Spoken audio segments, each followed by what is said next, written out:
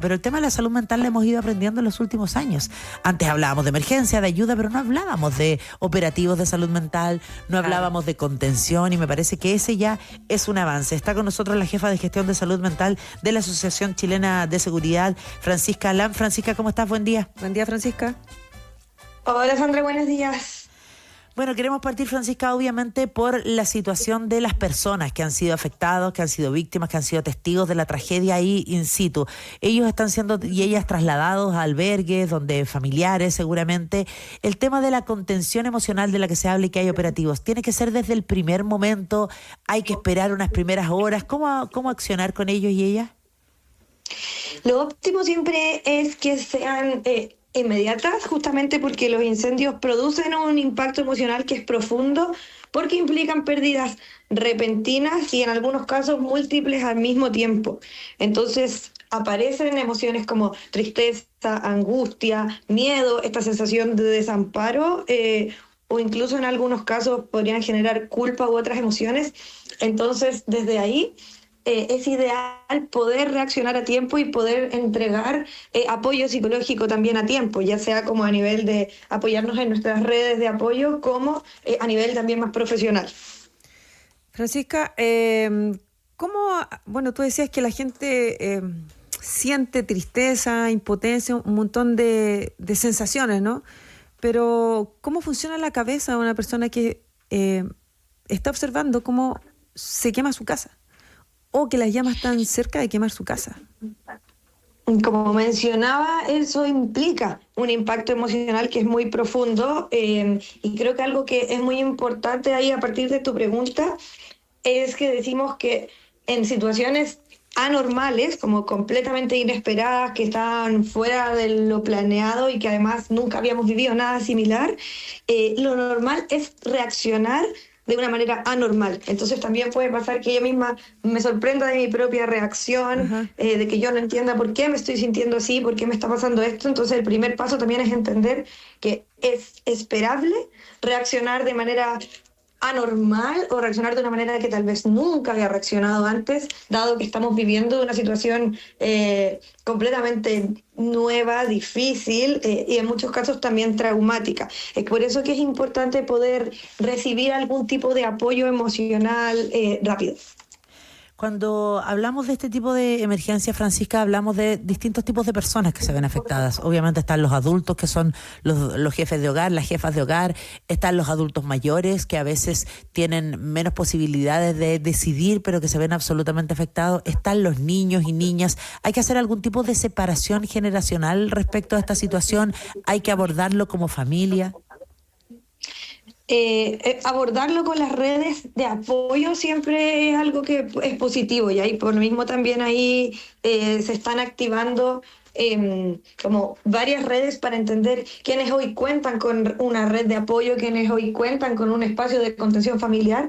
Y claro, poder abordarlo como familia siempre es lo más recomendable, pero no siempre es posible. Entonces es importante poder entender qué redes tenemos, si es que cuento con redes cercanas, y si no también conocer cuáles son las redes de ayuda que existen actualmente de profesional, para que nadie tenga que pasar obviamente por esto solo.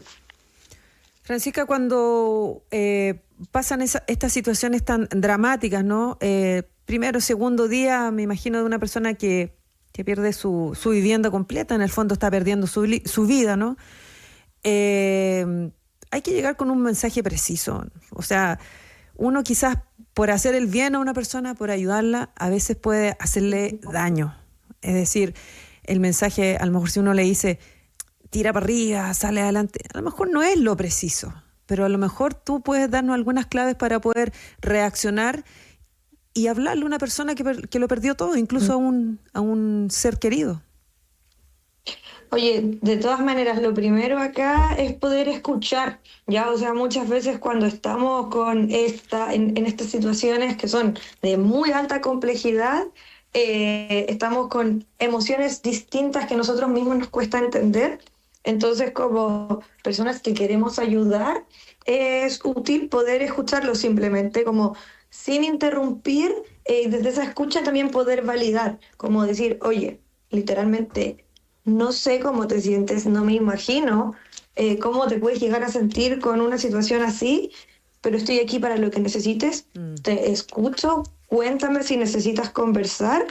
Y como segunda parte también, el poder ir a apoyarle, por un lado, como validar que esto es una situación muy difícil, y en segundo lugar, poder entregar información práctica sobre, ¿y ahora qué hacemos? Desde redes de derivación, ya pensando en las cosas, obviamente primero van las necesidades más básicas e inmediatas. Oye, ¿cómo puedo acceder a tener comida? ¿Dónde me puedo albergar mientras tanto?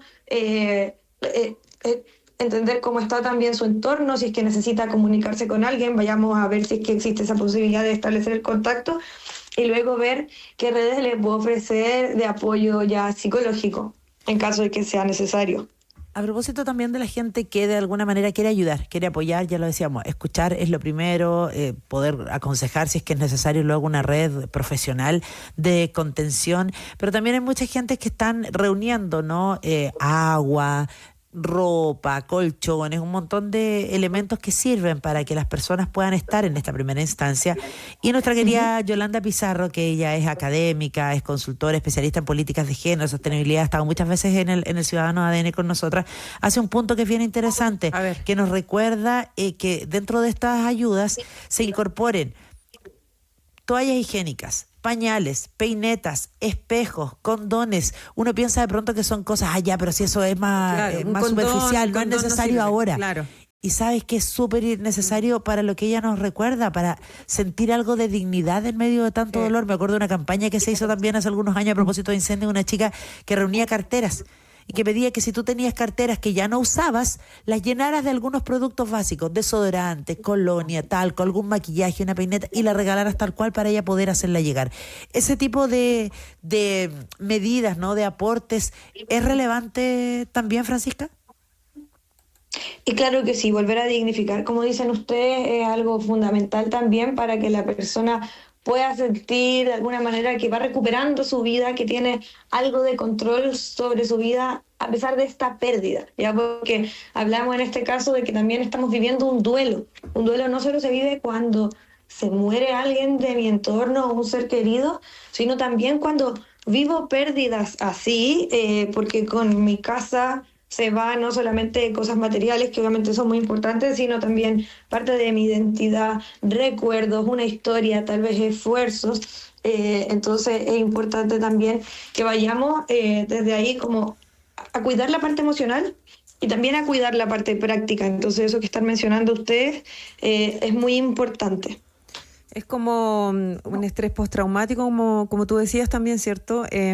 ¿Eso cuánto tiempo te puede acompañar o acompañar a las personas que viven este tipo de situaciones tan dramáticas de perder la casa completa y la vida y recuerdos? Oye, es muy relativo y creo que por ahí también va un poco la respuesta a la pregunta que hacían ustedes, como de cómo acompaño a alguien. Hay personas a las que una situación así les puede durar a lo mejor un mes, y hay personas que pueden estar años viviendo en una situación de estrés, como dijiste tú, postraumático. No todos desarrollan estrés postraumático, algunos pueden desarrollar un trauma más leve, una reacción de estrés agudo, y otros ya algo más, un cuadro más grave como un estrés postraumático, pero que te puede durar años. Y dentro de los síntomas también, para que la gente sepa, puede aparecer desde ahora hasta también el mediano y largo plazo en algunos casos, llanto frecuente, dificultades para dormir, pensamientos recurrentes o flashbacks sobre lo ocurrido, una sensación de irritabilidad, cansancio extremo o desconexión emocional, porque esta sensación que yo tenía como de control, porque tengo cosas y tengo una casa y un hogar, se va, y eso hace que me encuentre en un entorno de mucha incertidumbre, de no saber qué va a pasar hoy, mañana, y esa incertidumbre me hace estar en un estado de alerta constante, y eso cansa a nivel emocional y también cansa a nivel físico. Algo que nos pasa con las personas cuando están en situación de emergencia es que, claro, todos queremos ayudar, pero como tú decías recién, lo primero es escuchar. A veces metemos las patas, a veces tratamos de bajarle el perfil a la emergencia. Por ejemplo, si tú no perdiste tu casa, solo tienes una parte dañada y se te murió una mascota, es como, ya bueno, pero piensa que el vecino de allá se le murió un familiar y perdió la casa entera, a ti se te murió el gatito nomás, o se te murió el perrito nomás. Y ahí hay un dolor profundo pensando en cómo es el vínculo que tienen hoy día las personas con sus mascotas, por ejemplo. O a lo mejor con solo el shock de haber tenido el fuego muy cerca y si no se te incendió la casa, pero igual el miedo que tuviste, la incertidumbre. O sea, siento que a veces minimizamos algunas situaciones tratando de consolar y me parece que no es el camino correcto, ¿no? De acuerdo, sí. Efectivamente, desde ahí hablamos con lo que implica validar una emoción. Es entender que como yo me siento, es válido y está bien y que no existe una forma correcta de sentir y que tampoco las emociones son subjetivas y el cómo yo me siento no depende literalmente de lo que pasó y entonces como te pasó esto tú deberías sentirte de cierta forma, sino que lo que a ti te pasó es personal y te va a afectar a ti de una manera en particular y eso está correcto. Da lo mismo cómo le afectó a la persona de al lado y en términos de cómo me siento yo, también da lo mismo qué le pasó al resto de las personas porque lo que a mí me pasa también es válido. Oye, y en ese mismo sentido también Sí. queríamos comentar que nosotros dentro de la ACS estamos habilitando un espacio de apoyo psicológico, específicamente entregando contenciones gratuitas a personas mayores de 18 años que hayan sido afectadas también por esta situación. Y para que sepan también comentar que durante el día de hoy y durante la semana por redes sociales vamos a estar comunicando el flujo y los contactos a los que pueden acudir para también poder agendar una hora de contención gratuita. Perfecto. Eso es lo que hay que hacer finalmente, ¿no? Coordinar y sumar esfuerzos públicos, privados, todo el mundo tiene Todas que las estar manos. ahí con la gente que lo necesita. Francisca